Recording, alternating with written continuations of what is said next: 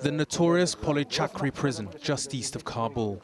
For decades, it's been used to hold the most dangerous inmates or those that have committed the most serious crimes. One of its prisoners was once a man who fought alongside Nato troops, called them his comrades, and walked on patrol beside them. One night in August 2012, Sergeant Hekmatullah was shown a mobile phone video about a report where US soldiers allegedly desecrated the Quran. I went into a mad rage after watching the video.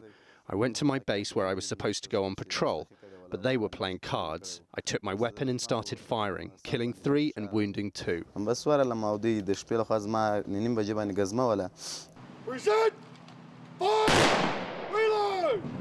The men murdered by Hekmatullah were Australian servicemen.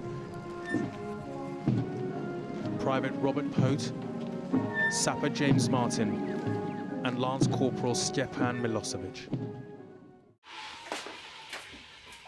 10,000 miles away, just outside Belfast, Rosemary Day has had to live through the same nightmare. Ever since when she was a toddler, her daughter Channing wanted to be in the army, like her father and grandfather before her. She went to Afghanistan to teach first aid to Afghan security forces until one of them killed her and a colleague.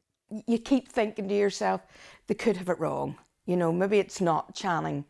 And I know that's probably stupid, but that was my thoughts until I actually seen her. I had to see her to believe it. NATO troops have trained and served with Afghan soldiers, knowing that one day they'd have to take over from them. But in the process, at least 140 coalition troops have been killed by them. Of the nearly 450 British dead, 19 have been killed by their Afghan colleagues. Little wonder some question whether they'll be up to the task of defending Afghans. If they're capable of doing that to people that's helping them, what could they do to their own people, the corruption and that's bound to go on? Hekmatullah is now on death row. Despite that, he remains unrepentant. I would do the same thing again. They may be rebuilding our country, but they should not insult our religion. British troops continue to work with Afghan soldiers, hoping no more turn on them. Ragioma, ITV News.